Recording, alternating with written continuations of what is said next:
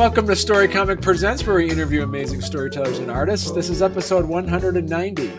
I'm your host, Barney Smith of Storycomic.com, and we're excited to have with us the internationally renowned game designer and author of Tianxia, Blood, Silk, and Jade, Jack Norris. Hello, everyone. Jack, how you doing? Doing all right. Good. The world's crazy, but I'm doing okay.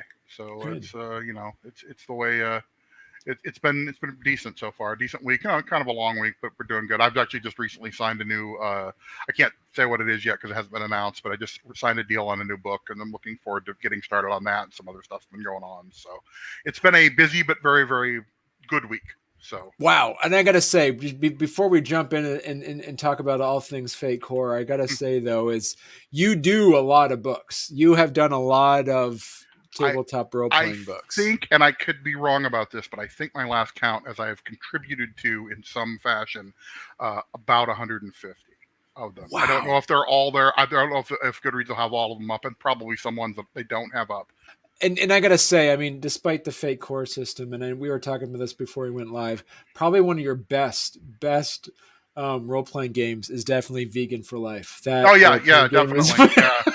Yeah. So that's what happens. So when you're a creator and you have a name and you think, I don't know anybody with that name, and then there's 7 billion people on the planet or so. Like last time I checked. And so, there's I think he's down in Australia. There's an author, Jack Norris, who does a bunch of vegan stuff. Apparently very well regarded in that field. And okay. I will have people ask me sometimes, like, is that you? And I'm like, no. And I'm sure he gets the same thing. I'm sure he is like, has people, angry about something he wrote in John Carter of Mars or whatever. And I'm like, because while they're at like some sort of like, vegan, summit or something like that. So. Before we jump in and talk more about Tianxia, kind of give our audience, our listeners and our viewers a little bit of background of Jack Norris, and you are a renaissance man when it comes to different platforms and then in different gaming systems. I've worked on a lot of games. I've done some short fiction. I've done some fiction. I've done. I've never really done any I've like helped out with a few short films, but I've never really done any filmmaking. Though I studied film in school. Right. So I apply that a lot to how I approach game design. Right. So talk to us about how did you get into writing for games? So there's two parts of the story, I think, which is for not too common. I mean, I got into designing games because when I was playing D&D as a kid, and I was watching. I remember this weirdly. It came back to me. I'd forgotten about it, and I was watching something, and it came back to me. And I wonder if I can make my own game. And so I started, and it was like I was probably, I don't remember how old I was. I knew I had to have been no older than a freshman in high school. Wow. Because of the timing and where I was at the time, and my family moved around, which makes it actually nice to be able to tell where I was at various points. And I think it was younger. I think I was younger than that. I think it's probably more realistic to say it was probably like, 6th grade. Probably, okay. Something more like that.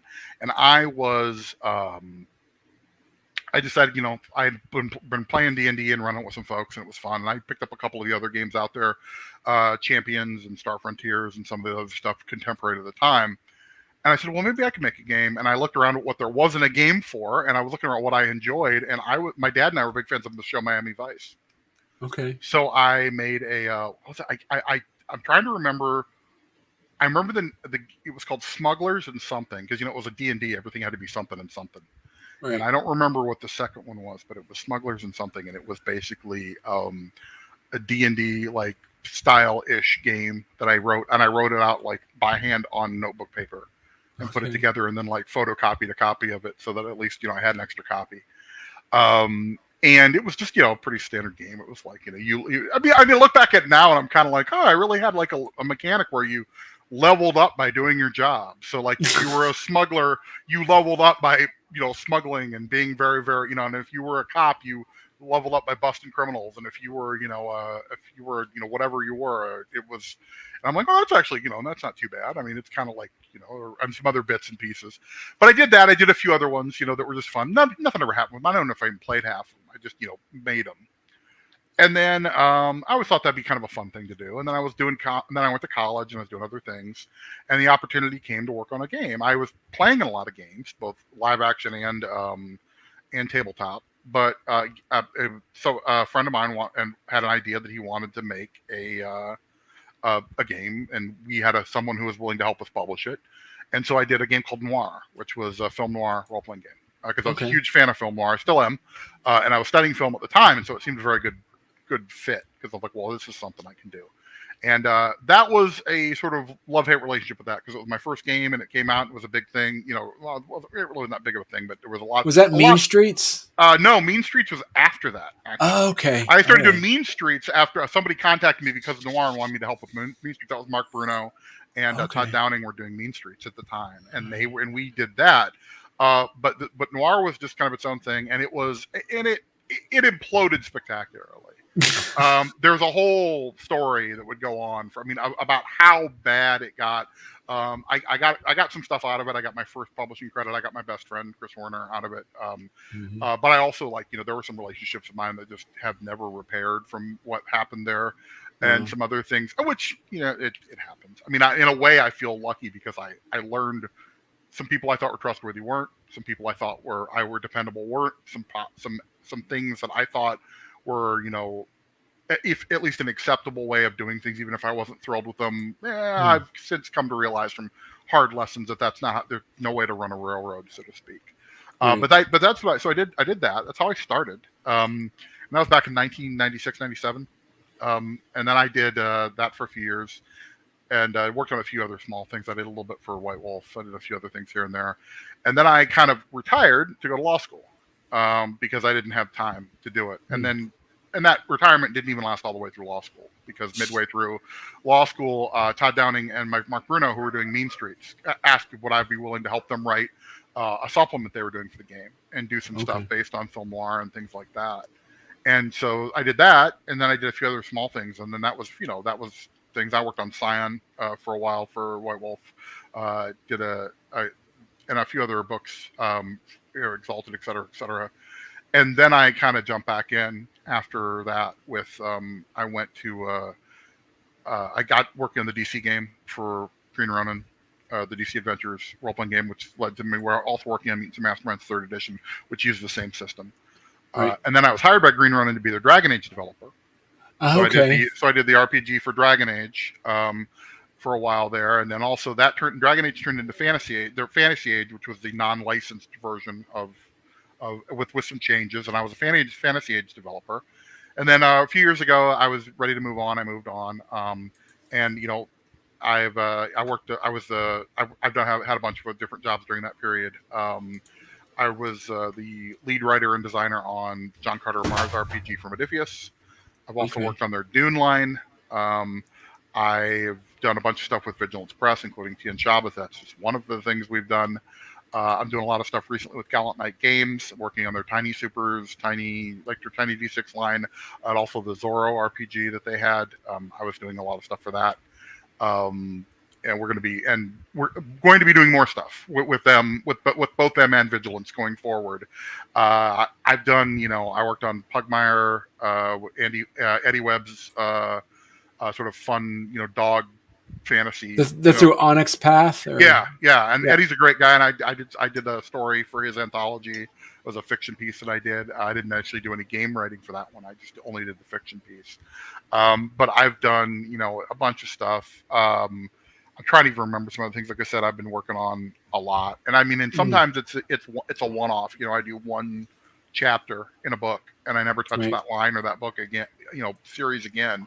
And sometimes it's something like John Carter or Tianxia or Dragon Age or Marvel Heroic. When I worked on that, I did a lot of that. Right. I don't think there's any of those books that don't have stuff I did in them. One of the ones that came out.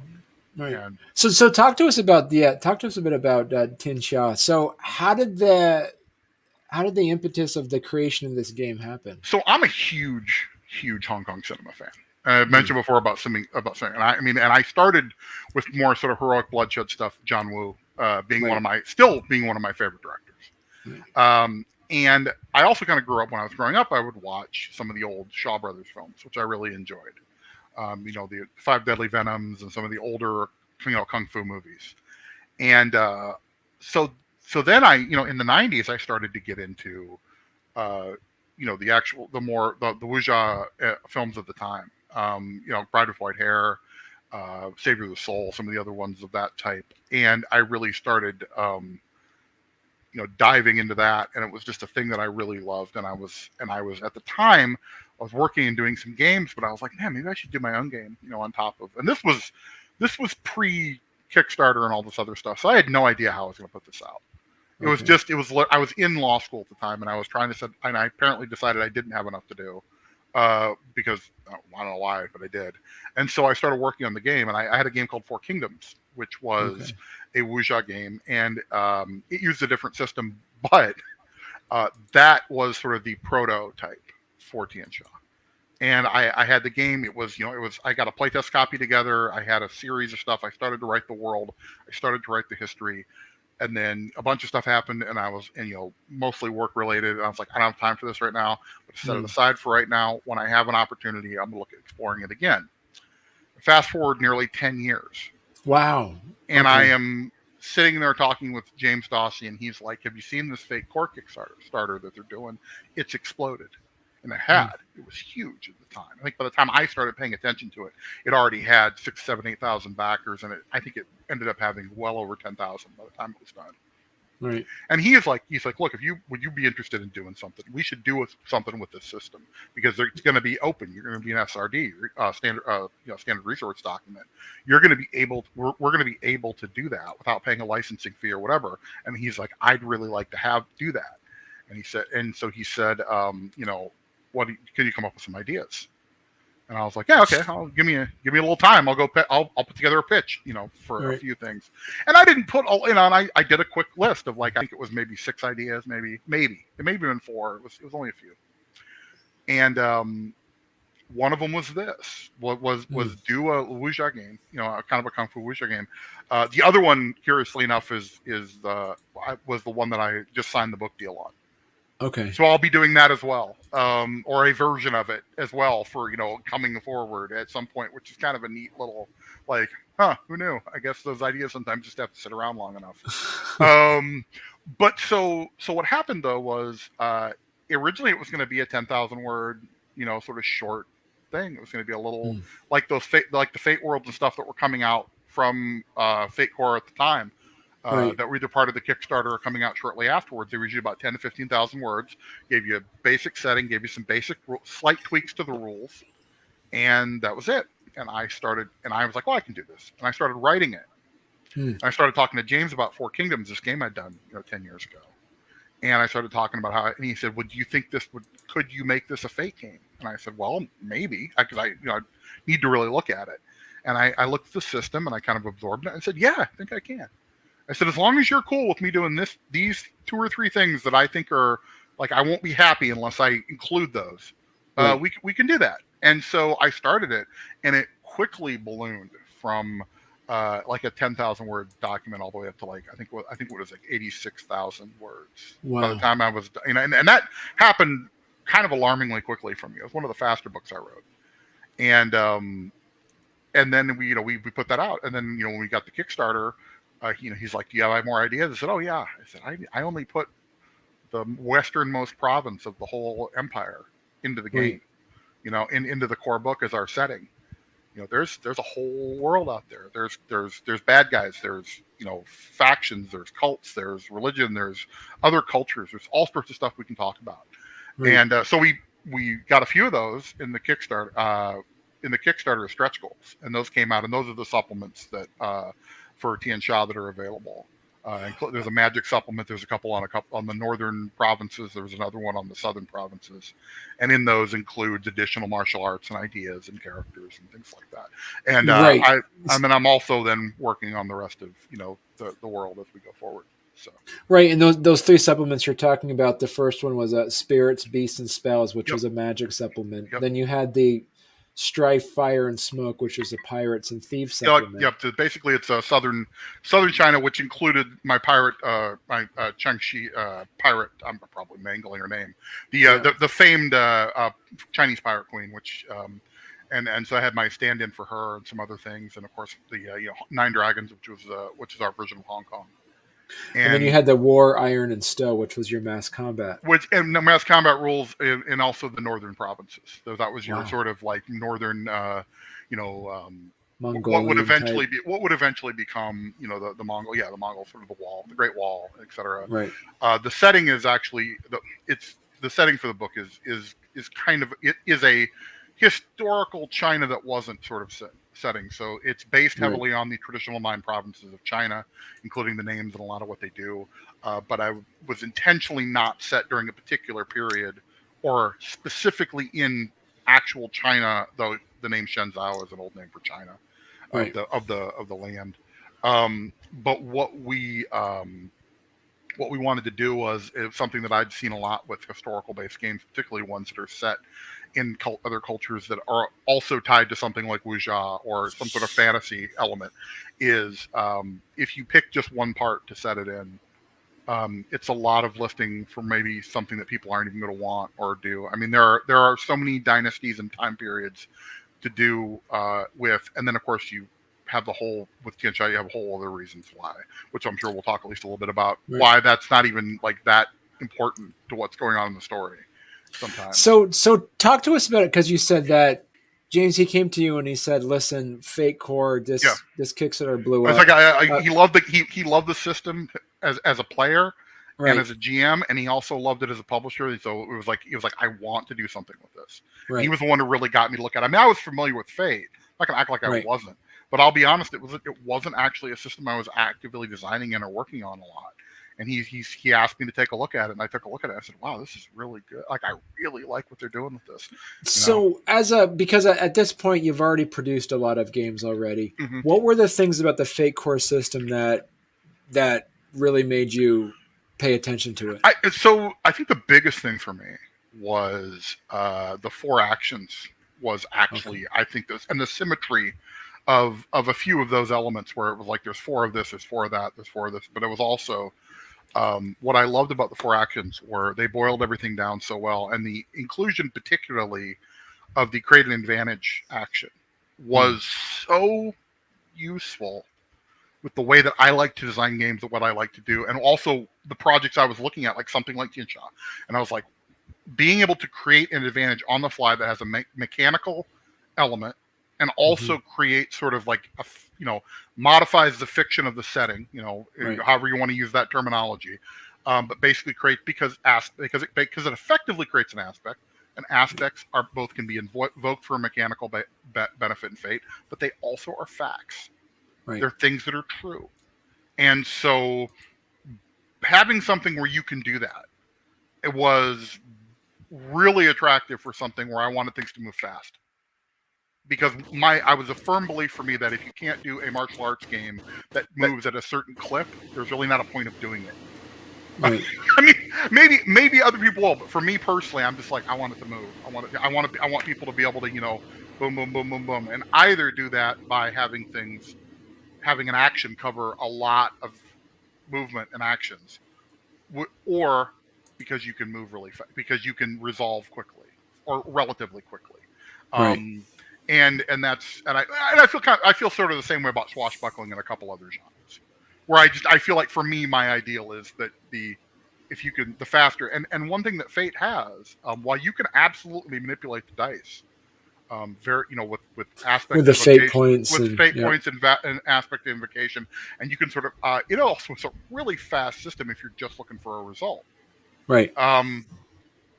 Particularly if it's an opposed test. I mean, a good example of this would be, if you had 2 guys who wanted to, just their character was going to beat on each other and they're not going to worry about fate points and everything, they're going to see what happens. Well, they have, basically static ranks. Your fight or your athletics or whatever is going to be a particular rank. The dice are going to modify that. So you'll know without really any, with minimal variation, what's going to happen.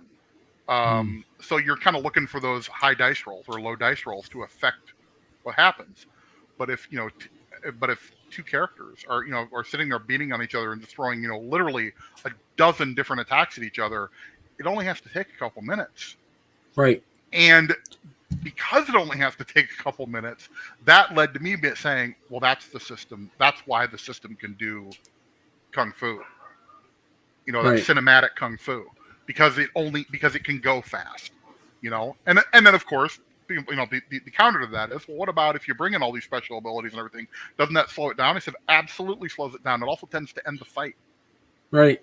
or go or push it definitely towards an area. Once you start invoking all that stuff, once you start bringing in those techniques, it takes a little extra time. I'm not going to claim that it doesn't, Right. but it starts to influence the resolution in a way that becomes that to me feels very appropriate to the genre that it's emulating.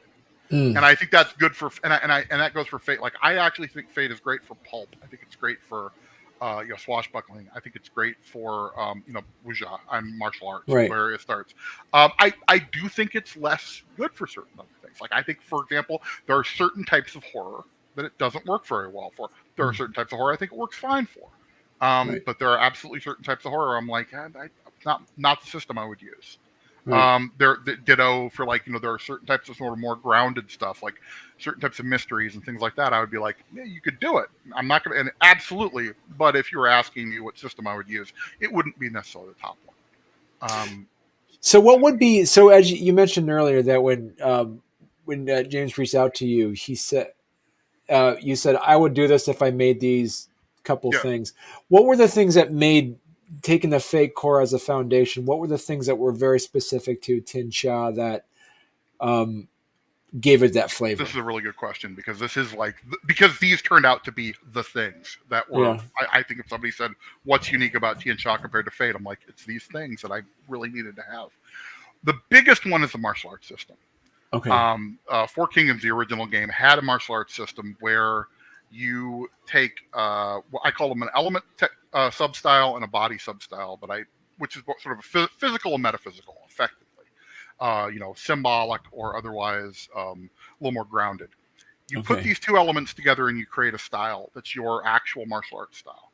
To use an example of how this works in Fate, and this is all of the Tianxia styles follow this model, which is there's an animal, which is one of our body substyles, and that could also be something else. It could be a fist, or it could be a fist or sword or whatever, a physical object of some sort, rock, stone. We just happen to use animals. So you have an animal on one side, and then on the other side you have an element. And I try to use traditional Chinese elements as much as possible. So you have something that maps to, like, instead of fire, I use lightning, but it's fire. It's a fire element. Instead of saying water, I said storm. That was poetic license. It's a water element. And so you would combine the martial arts to say, I want to take the Phoenix style, sub-style, and the Storm style, and I'm going to put these together, and I've got Storm Phoenix Kung Fu. And that's my Kung Fu. That's and cool. That was something I really wanted to do because I liked it. And I had a friend of mine, actually, who was one of my original playtesters, who promised me, or made me promise him. He said, I don't care if you're using a different system. I don't care if you do anything else. But I had so much fun with this one thing. I need there to be a game out there that does that. So if you do this game, please keep the modular martial arts system. And I was like, okay, promise to my old friend, I'm going to do that. Plus, I liked it anyway. But it was an easy promise to keep. That was one of them. Another part that links into that was something we call Zhenghu rank. Zhenghu is the martial world. It features very prominently into wuxia stories. It's sort of this other, parallel, not a true parallel world because it exists in the same terrestrial plane, right. but a sort of metaphysical, parallel in the sense that secret societies and all these warrior culture separate from the day to day. Okay. And in the martial world, you might be completely different than what you are. A beggar who's a master martial artist might be one of the most respectable people in the martial world, but in the quote regular world, he's a beggar, right? Because he has no money and he has nothing and he lives on the street, and that is alternatively, there might be someone who is a nobleman and very powerful and very influential who is also a leader of a great martial clan of warriors, and that character would be powerful in both the sort of normal conventional cultural world of Shenzhou, which is the setting, or also in the Jianghu, the martial world. And the Jianghu rank functions as a little bit of a social rank, but it's also sort of a competency rank. Okay. If you're a certain level of Jianghu, there are certain things that just don't. The biggest thing, for example, is nobody with a lower Jianghu rank than you can get teamwork bonuses when teaming up on you. It literally doesn't matter how many of them there are. And so I could put a team of 100 guys against a martial arts master, and they can all try to hurt him. They've got their shot, but they don't get the teamwork benefit because he's too good. Their numbers are not a real true benefit, and that is and it does a few other things. And I'm actually working on a book that's going to expand what Jianghu rank does a little bit into some more social and reputation elements as well. But and that'll be coming out at some point in the future. I'm not sure exactly when, but it's what I'm currently working on. But what it does right now, primarily, is it works as sort of this. It gives you a free invocation against someone of a lower Jianghu rank once per scene. And it gives you, and they can't team up on you, which really does mean that if you have a big bad guy martial artist, and he's there and he's gonna destroy the town unless you stop him, and if he's better than you and your buddies can absolutely fight him together, but you can't really fight him together. You have to individually engage with them, and if you watch a lot of these old movies, that's how it works. It's not even necessarily that everybody's fighting at the same time all the time. Right. Or they're taking turns, really, though there is a lot of that. It's that the mastery trumps numbers. I mean, possibly the greatest example of this is in the film Hero. That's a good one. Yeah, and it's the scene where two of the characters who are master martial artists assault the Imperial City. And they fight their way through literally hundreds of soldiers. Right. And the way that would mechanically work in Tianxia is that they get to fight each one of those like they're a single guy. Yeah. And they can't team up on them. I mean, that's a long fight. I wouldn't want to run that fight. I'd hand wave that fight. But that fight can be done. And which also means that in that, lesser opponents are a pacing mechanism. Okay. Which is something a little different from traditional Fate. Lesser opponents can be a pacing mechanism in Fate, but a mob can still beat you down. In Tianxia, a mob that is not of equal rank to you it's kind of a set piece, but that's intentional. So you bring up the Jianghu piece of that. Is that the equivalent of? Is that your Fate Core example of what character progression would look like? No, well, because character progression still exists in Fate Core. We actually stuck as close to Fate Core as we could, because I was working on this game from the Fate Core preview document originally. Oh, so wow, I would actually have to go through, and when they would revise rules, I would have to go back and sometimes change things. There's a few things that just got left on the cutting room floor because they changed something. I looked at what they changed and said, well, that's better. But now I have to go do that because I had been dealing with that thing over there. That's why, and that was intentional. We wanted something. There were a lot of Fate designers, and I'm not slamming on this. I'm just stating my observations of what they do. A lot of Fate designers, and myself on other projects included, will take the Fate skills and everything, and they will really strip them down and move them around. And so they might not have 8 skills in their particular version of Fate, or they might have might change some of the the attributes around and some of the effects. They might mix some stuff from Fate Accelerated with Fate Core to create sort of a hybrid. Right. And we really wanted to do, since we were working on it, to come out as close as possible to the actual Fate Core release, which when we were writing the book hadn't even happened yet. Wow. We wanted to do the book as close to the book as we can. I added one skill. That was another thing. I said, we have to have some sort of chi skill or key skill. And that's another word that has a bunch of different ways to pronounce it, depending on exactly what culture you're from an area. But the key skill was very much there for that was something we needed to have. It was like, okay, you can't really do this type of thing, and I think that was at the end of the day. It came to the real condition I had, which was never really that much of a condition because James was on board with it, as he was happy to help. Was as long as I can take Fate Core and make a game that I feel properly represents this genre that I love, I will do it.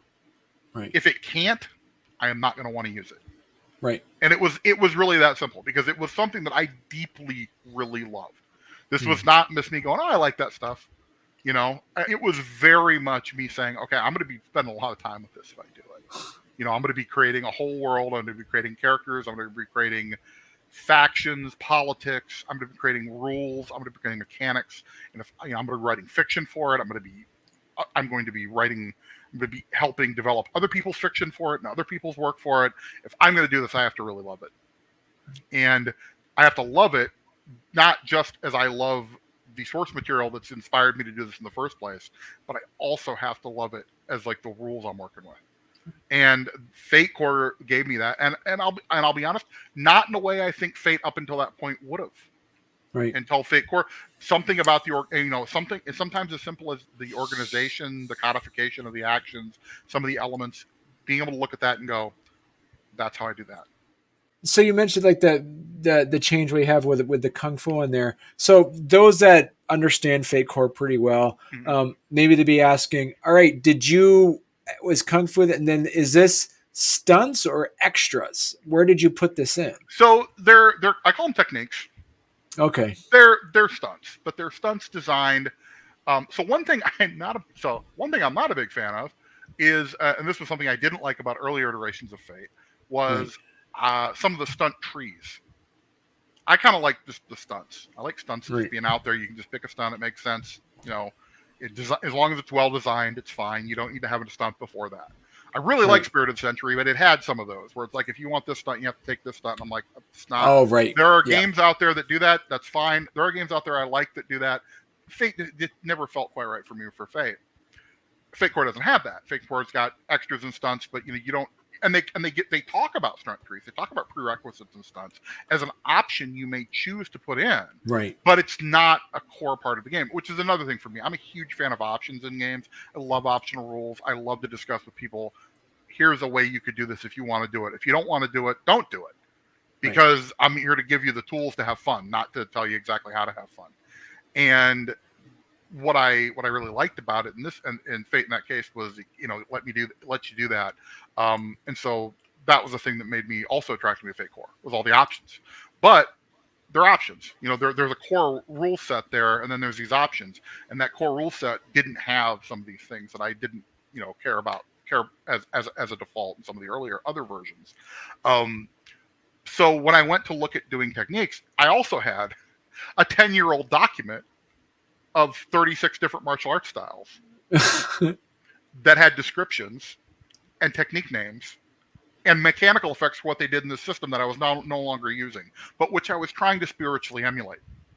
Okay. So I looked at the martial arts and that I had, and I looked at the Fate Core, and I said, and the original thought was like, there was all sorts of discussions, and James and I would bounce ideas back and forth, and I would talk to other friends of mine. I would call up some friends of mine who had play tested with my friend Jim Wong, a few other people. We would talk about it, and I would say, like, what do you think about this?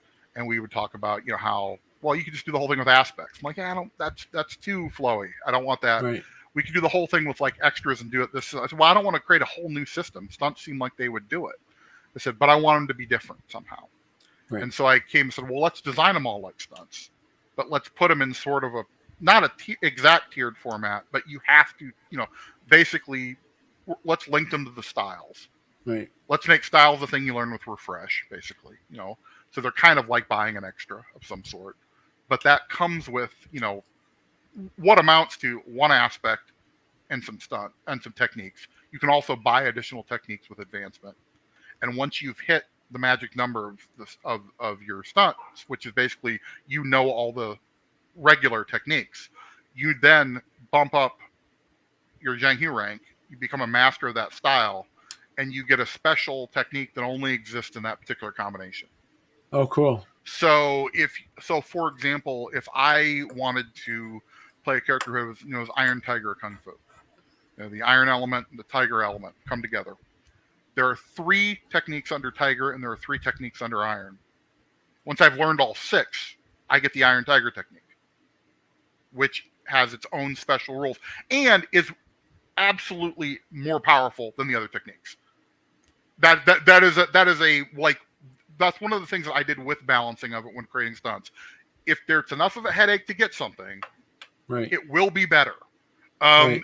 And that I think that is supported by what we saw later come out from a lot of fate design documents about how to make stunts and things like that. But again, when I was doing it, it was like this was like the basic document, and I'm just looking at this trying to reverse engineer, and I'm just glad that I was on the same page with Ryan Macklin and Balsera and some of these other guys who were like, okay, well, this is how we do a technique kind of, and then but so that's what what they did. They were stunt / techniques. They were designed. They were based off of a game that never got published, but that was written 10 years prior, and then they were put together mechanically to work as stunts, but under sort of an extras format, which also included the form of the martial art, which is a free extra aspect that everyone who studies martial art gets. So when you learn a new kung fu style, you get that form as well, which can be invoked and used like any other form, but it also can be recognized and interacted with. And that's again how we get to things like, I can see what form of martial art you're using because I found a way of detecting that aspect. Right. And I've faced fighters like that before. So I'm going to invoke your aspect as an advantage for myself. Okay, that's because cool. I'm going to defeat you, and then another character might be over here going, "Well, that's fine, but my form, I'm going to actually invoke my own form because I've always had excellent form, and this form is like this is how I manifest my martial arts abilities, and that will be another aspect to play with. Right. Also, you can do what you can do with aspects and techniques and stunts. And again, this isn't optional, but I do talk about in a couple of books. Particularly one that we're going to hopefully be kickstarting relatively soon. I do talk about the make sure your GM's okay with this particular thing I'm going to say next. In case someone's really paying attention and be like, I can do this, Jack said it's okay. It's like, clear it with your GM. But the techniques act the same way as aspects and stunts do in Fate with regards to advancement. We mentioned advancement earlier. Right. So if you have a technique that I wrote down, that I created, however many years ago, whatever, and you say, well, this is what the technique does. This is what it gives me this bonus under this circumstance. But my character is kind of like a kung fu prodigy, and he's been developing his own styles and things like that. So for my milestone advancement, I want to change the stunt, but instead of changing one of these regular stunts I have, I want to change the technique. And I want to customize my technique to be different, to be more what my character would do, and create my own variant of the style. Which, as someone who's taken martial arts, kind of how martial arts works. You're often you learn what people do, but then you find out, like, I can't kick above the knee, so I'm not going to. I'll find another thing to do, that's going to be more effective for me, or whatever, whatever someone else. Somebody's got a bad shoulder. They don't tend to use that shoulder as much for certain things because they don't want to aggravate the injury. So you can kind of do that to some degree. Play to your strengths and weaknesses. And then the same thing with the aspect. If you said, I'm going to call my Iron Tiger variant, it's not going to be called, Brown. I'm going to call it Brown's Panther because I want it, because it functionally is the same as Iron Tiger, but it's got these changes. You can do that. You can change the aspect. I'm going to change my aspect. I get to change an aspect when I advance. I'm going to change my Iron Tiger form aspect, and I'm going to change it to Bronze Panther. What does that mean? Oh. It's an Iron Tiger variant, but it's mine. So it might be a little harder for people to understand if they don't know me. It might be a little more mysterious to a master who trying to figure out what my abilities are. But on the other hand, I'm not going to get a lot of respect for using the thing that nobody's ever seen before. It's harder for people to. Would it be harder for the game master to use a compel on that then? I think it could be, or you just use a different compel. Because at the same time, it's still a variant of an existing style, and so that history never goes away. So if somebody has, if you have a villain who has, devoted his life to destroying the Iron Tiger martial artist because that's the style used by a guy who wronged him, you wouldn't necessarily, renaming your aspect but using basically the same style it wouldn't really necessarily eliminate the ability for that to be compelled or used against you. It might just Right. change exactly how it is. But then again, it's something we see a lot in the stories. Characters go back and they retrain, they develop new skills, they learn their own style, they develop their own variant of a style, and then they go and they move. And the same thing works with skills and aspects, and even just character aspects. You might have a character who during the advancement they start out as a young, plucky young student. And if the game goes on long enough, they said it's time to rewrite that plucky young student aspect, and I am a mature master of kung fu because Right. I've been doing it long enough. That Right. and that changes how things can be compelled and used. And also again, this is the reason why I say get approval of your GM, because some GMs are going to say, look guys, this is a great idea, but I don't want to have to keep track. Like I have this book of martial arts techniques, so I can keep track of what they all do. Yeah. And if you can customize all of them, then we have. It's a headache, and we're all going to get confused, and that's a fair thing. I mean, I'm not sure. When I run, I kind of go back and forth. I like the idea of letting people do it, but I'm also very much like, let's not overdo that. If you're happy with Lightning Phoenix as your style, let's not change it to something else just because. Let's make sure there's a reason why. And again, it's another reason I like Fate, because Fate really encourages that. Like, you can do whatever you want. You should have a reason for it. If you don't have a reason for it, don't do it. And that's and I think a lot of role-playing games are like that, but Fate, is one of them. And I've always appreciated that about games where they say, make it very easy for characters to modify and customize, but also, kind of remind everybody that purpose is one of the elements to doing that. Because this came out in 2013, Yep. And then for the last several years, your most recent one was Strife, Fire, and Smoke, which we mentioned was a Pirates and Thieves one. That came out in 2017. Yeah, so it's been a while. We actually have, as I mentioned earlier, books coming out as a Kickstarter. So, COVID was a huge disaster for everybody. Right. And there was a lot of problems with that. And then also there's been some personal issues with myself and James and other people involved. And so there's been some delays. And we didn't want to put anything out in Kickstarter or otherwise until we could do it. We didn't want to put out a crowdfund or, put out a pre-order and then not be able to fulfill. That was always something. Right. You see that happen. And things happen, and people usually are pretty understanding as long as the delays are reasonable. But we saw no reason to set ourselves up to fail in advance. Right. So there's been kind of this like, well, let's have the stuff done and ready, and then let's move as much as we can. And then let's do a crowdfund and let's move on from there. So where we're at right now, we've been kind of hanging out for a while, which is why I wish I had it'd be great to be able to a scoop and be like, we're doing it on this day, but I don't know when that is. We've written the next book. Okay. It's done. It's written. It's mostly laid out.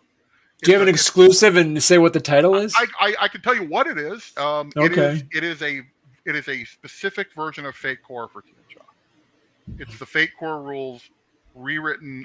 Sophie Laglass, who's done some other wonderful stuff for Fate, and is a very experienced Fate designer, kind of took the reins on that, so I could write other stuff. There is writing of mine. I did put some story stuff in there, but mostly it was her and Matt Miller, one of the guys that works with Vigilance, and they basically put together it's the Fate Core rules, but it's customized with discussions and optional rules and other elements that are all because previously you needed a copy of Fate Core to play with Tianxia.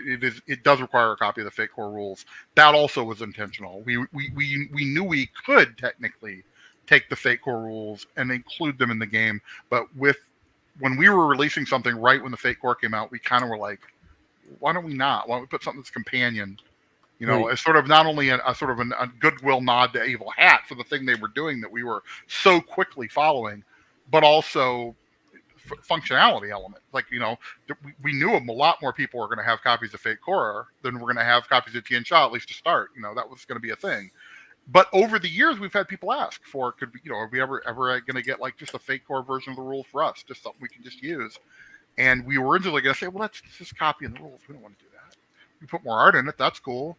We could change some stuff. But then as time came on, we started talking a little bit more, and we said, there are discussions, there are ideas, there are tweaks, there are some things that can be slightly reworded in ways that we there's some functional elements, we added a skill, we could put that skill in with all the other skills. It's not a huge change, but it is a sort of a quality of life for the GM and the players, just some small stuff like that, but also included like new martial arts, new abilities, new Okay. new stuff in there as well. That's that's gonna be our next Kickstarter and our next release. So that's gonna be like a 10th anniversary. Yeah, sort of. It's gonna. I mean, Yeah. it didn't plan that way, but that's kind of how the world decided it was going to be that way. Right. And then I have written.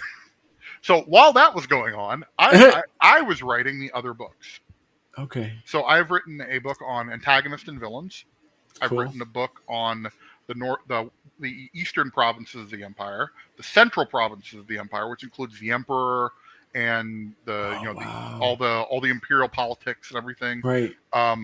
What the eastern book will have Mantis Kung Fu, and the central book will have the faction organization rules for running your own school, running your own detective agency, running your own government agency, whatever it is, Right. and basically a way of using the Fate Core rules on a sort of scaled out to basically be an organization.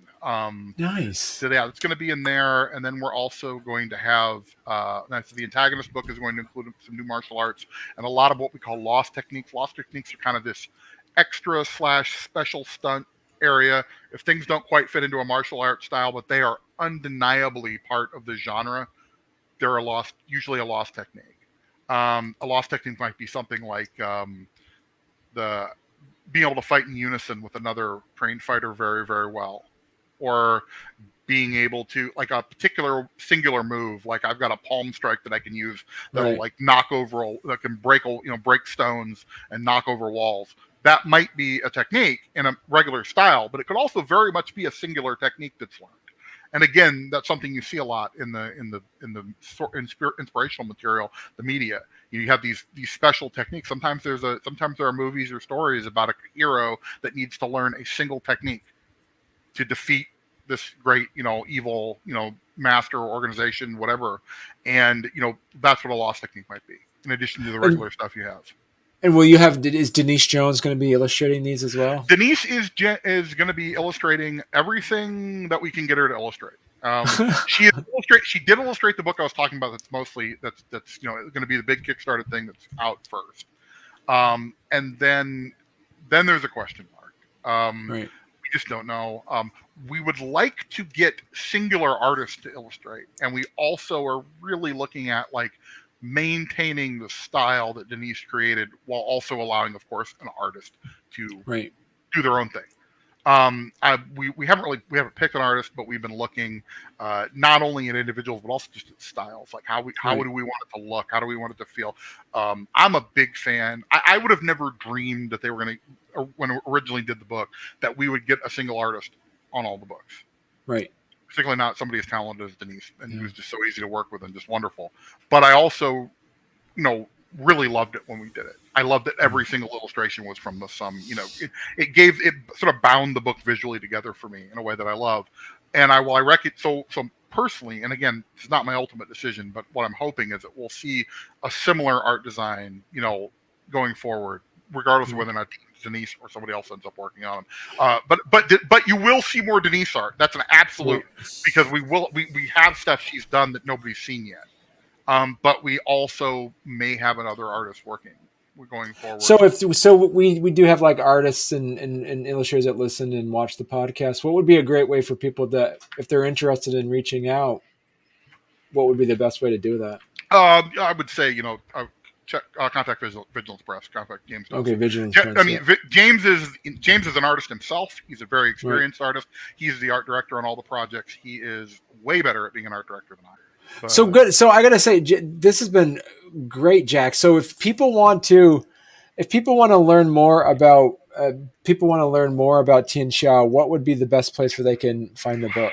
The best place to find the book right now is in PDF form. Just because we are on DriveThru RPG is probably the easiest place to do that. Okay. We just recently the first print run is no more. There's a few copies floating around, but it's not, and you might be able to find them in a store, but it's going to be hard to order or get a hold of. We are looking at getting those ready and up for print on demand. so people can just print. And there's a lot of reasons for that. The biggest ones being that print on demand has gotten a lot better in recent years. So if people are interested, if people want to follow you, what would be the best place they could find you on social media? What is the best? I haven't been. I used to be on more stuff than I was on. I am on Twitter. It's at Jack Nor Norr because Norris was taken probably by the vegan guy. Yeah. I have a love-hate relationship with Twitter, but I do spend some time there. Yeah. And then honestly, another thing that I don't mind is like within reason, I really don't mind like people reaching out to me, like as long as they don't try to like, kind of surreptitiously do it or creepy. I've had people, find me on a message board and say, man, I'm really sorry, but I got a question about Tianxia, and they'd send me a private message. Is it okay to, and this was great, by the way. Is it okay for me to talk to you about it? Or something like that. And you usually will be like, yeah, absolutely. Let's talk. Nice. Sometimes I can't, sometimes I won't, sometimes I may not for a particular reason, but it's, I'm pretty open with it. But yeah. Perfect. And like I said, I'm currently working a lot with Vigilance Press. I'm also working a lot with Gallant Knight Games. Those are probably my two biggest folks I'm working with right now. I'm also doing a lot of work for Modifius with Dune, and I did the John Carter line. And I don't necessarily always, do a lot of their, message boards and everything like that. But again, you will see me interacting with those people if you follow them on social media. That's another way to kind of find me. If I'm, because a lot of times I will be talking to those folks or communicating with them and doing events and things. So. Okay. Cool. Well, thank you so much. I really appreciate it, Jack. This has been good. And listen, come back on when you have your Kickstarter coming. Absolutely. Look forward to it. Excellent. All right.